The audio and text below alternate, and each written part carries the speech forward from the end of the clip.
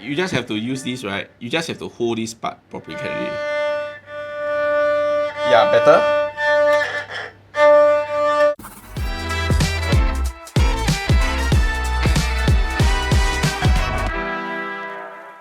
Welcome to Culture Quest, a series dedicated to fostering a deeper understanding of rich diversity in Singapore through various forms. In today's episode, we'll look at how music serves as a gateway to bridge different communities and cultures. Tucked away in Lavender is a shop dedicated to the largest collection of Chinese music instruments in Singapore.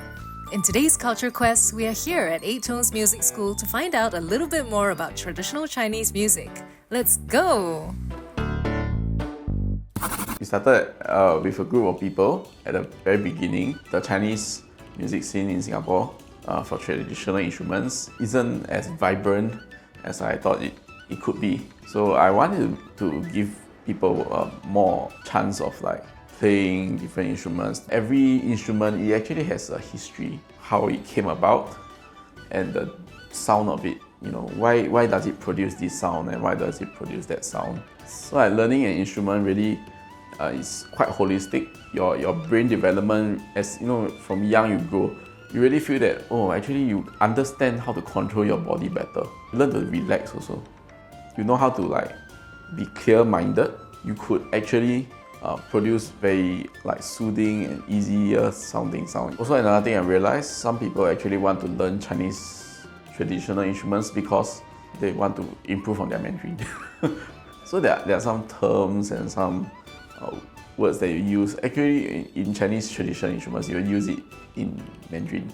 So you see, when you learn Chinese instruments, right, you really get into a deeper cultural understanding. I feel art form, right, is an expression of your own belief system and your own culture. So by preserving the culture, we can actually build a better identity and understanding of ourselves. Each of our ethnic group, we should preserve whatever that we have. Then we can showcase it on a different, like an international buffet, you know. The guzheng features 21 or more strings stretched over a wooden soundboard. Its clear and bright sound makes it one of the most beloved traditional instruments in China. Players use their fingers or picks to create melodies that can be both gentle and powerful. Okay, so we're here in a different room and the classroom right now, and Aaron will be teaching me some skills today. We're going to enhance my skill set. And today we're starting with the guzheng. From the name of the instrument, you have the gu, zheng, gu, right? It's Gu. ancient. So Okay. guess how long is the history of the guzheng? I want to say 600 years.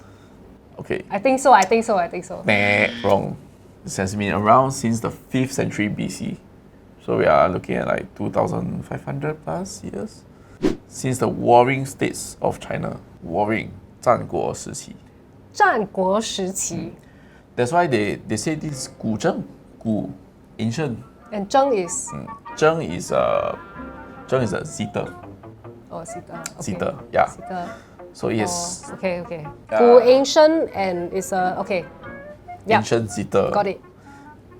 That's it. Also another one called gu qing. Gu qing. Yeah. It's a bit intimidating because there are a lot of strings.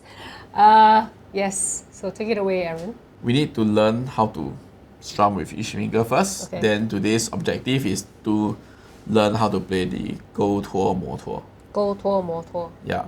So go is with your middle finger. Tuo is Go. with your thumb. Tuo. Mo is with your index finger. Yeah. Go, tuo, mo, Mo, tuo. tuo, tuo. Yeah, Yes. correct. Okay, but first, let's practice how to tuo 3 times. Alright? Tuo, Alright? tuo, Alright? tuo. Yeah, so your thumb, right, have to go inwards like that. Yeah, and then do note that you need to have this curve on your of your hand here. Yeah, between Okay. your thumb and your index finger, it must be Okay. curved like this. Like, we call it 搭桥. Da qiao. Yeah. It's my bridge. Yeah, This is your my bridge. Yeah. So you try to use the small joint of your finger and strum it in. Yeah, correct. Yeah, you will use more of your finger, don't use too much of your wrist. Yeah. Okay? That's quite hard. If you don't use your wrist, it feels very like, try to gather more speed rather More than... speed. Correct. Yeah, correct. Yes, 3 times. Yeah. Like a Okay. bit of dinosaur. So now you try 沟通摩托. Go. Go. 托摩托. Yeah, good. I'm a perfect student, everybody. So you're playing here and here. It produces a slight variation in tone color. It's a little bit different. Here is... Yeah. Can try. So if I do the Okay. Maybe around here, here. Yeah, okay. here. Yay! Alright, next instrument. The erhu is a traditional Chinese 2-string instrument known for its soulful and expressive sound. It has a small wooden body covered with python skin that helps create its rich, unique tone. With over 1,000 years of history, it is an important part of Chinese culture and music. And now we're back with our final instrument for today, the erhu. Okay, I do have a already question. know So now this is the other end of the spectrum where there are only 2 strings versus the guzheng where there were so many strings. How does this work? Basically, you need to press with your left hand.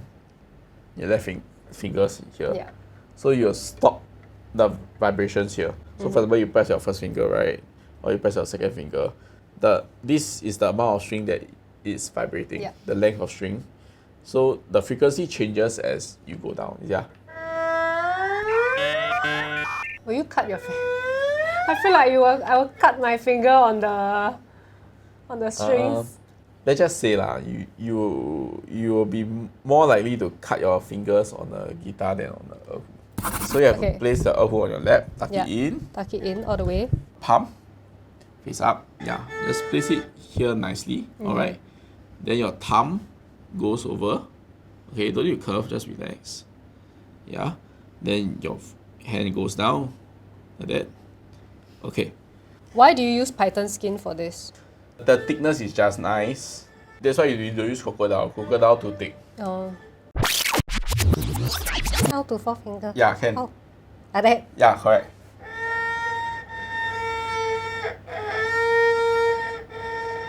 Okay, we are done. This is actually very difficult, guys. You just have to use this, right? You just have to hold this part properly. Yeah, better? Yeah. Then Okay, I you got boost. it. Okay. Then, yeah, from Yeah, up, right. down. No. Up, down. Okay, Like that. you need to curve your finger. Like just on the guzheng like that. Yeah. It's Just challenging. rest down a bit, can you? Yeah, just like that. Better now? Oh, it's in the relaxation. Yeah, relax your hand. I'm clearly not a very relaxed person.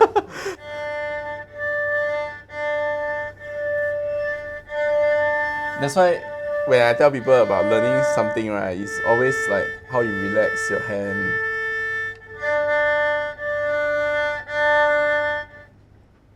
Right, mind blowing, right?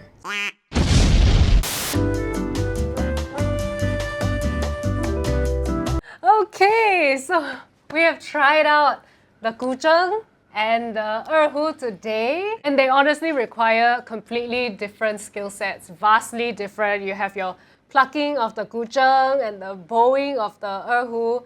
We have different strengths, and my strength probably lies elsewhere.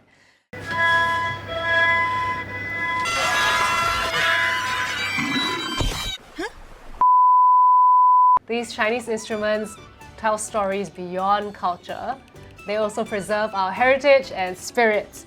And we also keep this multicultural identity alive and vibrant. So thank you so much, Aaron, for having us today and being so patient with us. You're welcome. If you'd like to find out more about Chinese instruments, you can check out our YouTube channel, or you can visit the link in the video description. You can find our website, right? You can contact 8 Tones Music to learn more about instruments, have private lessons, or buy instruments, whatever you need, right? You're a one-stop shop. Yeah, and thank you for joining us today. If you've liked our videos, remember to hit like, share, and subscribe. See you next Bye-bye. time.